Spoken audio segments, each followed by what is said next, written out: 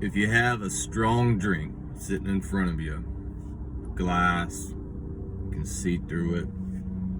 It's a strong drink. It takes very little to affect the human.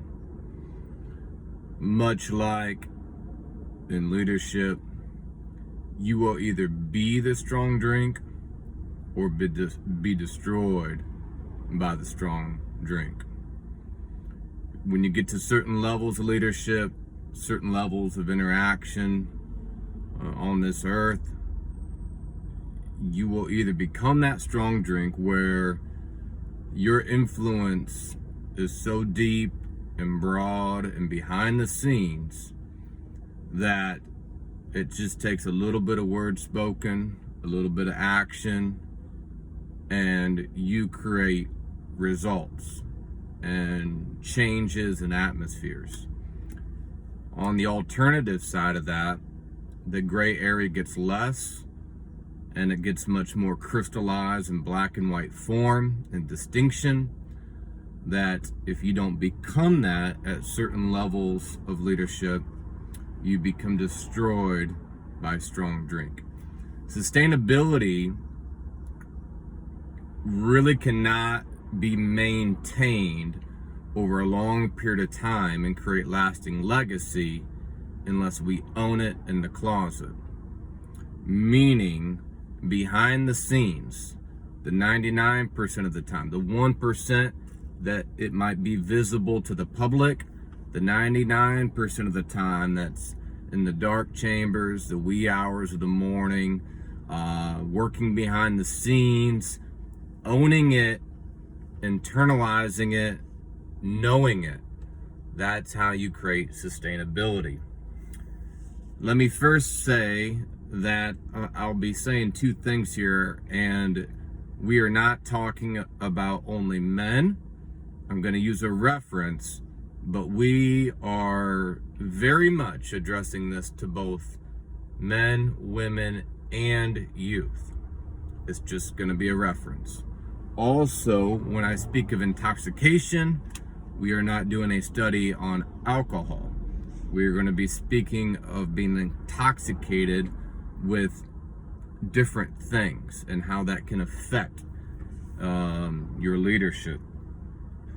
Keeping in mind, this is the Gangsta Series, so we will circle back, and this will be part of the greater theme as well. The old proverb says, "It is not for kings, O Lemuel, it is not for kings to drink wine, nor for princes strong drink." Why? There's a story that I referenced before of a leader. This one was a very well-known gangster, and he had a lot of influence, a lot of power, and he was able to maintain that because he was very modest, balanced, and business-minded. Again, as an example of the greater lessons that we're talking about here, the greater teaching here going on, he was given a gift, an elaborate coat. It was desired to be worn by someone he loved. He wore it, and that became a domino effect because he got noticed at this event that night. It became suspicious, and on down. Now, as I say all this, I understand there's balance in life. Not everything is business, leadership. There's a balance, there's moderation, there's time for fun. But what we're really trying to capture here is, as we get into certain forms of leadership, you can have 99 people being intoxicated with things, intoxicated with the surface battles, intoxicated with metaphorically the bullet coming out of the pistol, and all these external debates and very surface items. The 1% will be low key. They'll play chess, not checkers. And it is not wise for them to get intoxicated in all that junk, all that debate, all that debacle, all that emotional, reactive, impulsive, competitive type environment. Because those 99 at the end of the day are going to turn around and lean upon that 1%'s advice. So it does due diligence and benefit for that 1% to separate himself from all that emotional jargon and surface to surface external battles, if you go back to the previous lesson, and to build up the stamina and strength to be able to then to give that word in due season, because you are affecting the trajectory of the organization, the strategic value of the bigger picture. Now, there's a reference taking back from the first Godfather movie where it stated that women and children can be careless, but not men. Now, again, we are not talking about only men here. So let's use that and curve that to real, applicable conversation here.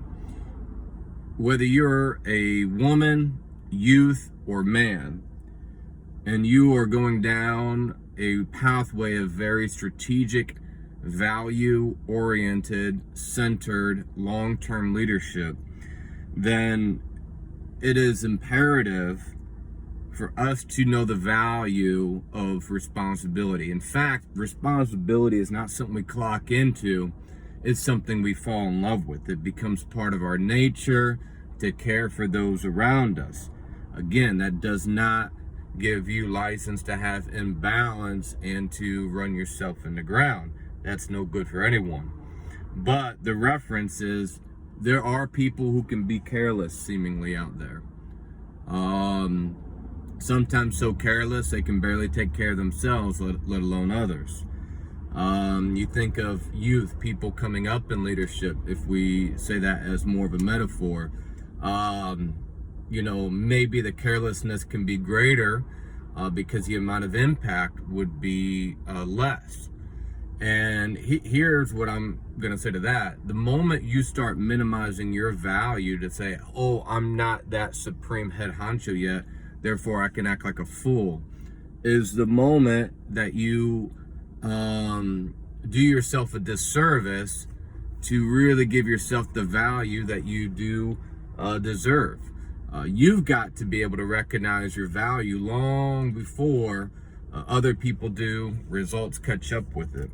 And that is part of being identity driven rather than just result oriented. So when we talk about power and control, and out here on the streets, people are intoxicated with it. The need for power, the need for image, the need for street credibility, but it's all for fleeting moments. Whoever can, boast of the best gun, who has the drug in the pocket. And if you take those same principles and apply them over to corrupt corporations and organizations that might be legal, but they're still working on malice and hatred and conniving and all sorts of junk. Here's the thing. That appetite, that intoxication for power, and that surface battle of gun on gun, again, 99% of that is going to be the way the world works. But you who are listening to this are part of the 1%. You're part of the change. You are a street agent of change. You are a climate agent. You are an agent, an independent agent.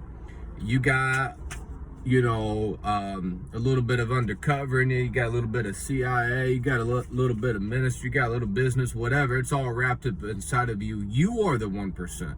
You are the change element. You are the change agent on your streets. Now, there is an example in an American city out on the East Coast. I can't think of the exact city now. It's not New York, not DC. Anyway, they have street mediators. There's a outreach there in a very gang-related area where they're basically peace agents, street agents, and there was the head of two gangs, and there was a shooting that went wrong. And you might say, how can any shooting go right? But the target intended for hit someone else. It was done in air. Now, the heads were coming to meet at this local park, and it had the very makings of it really turning out into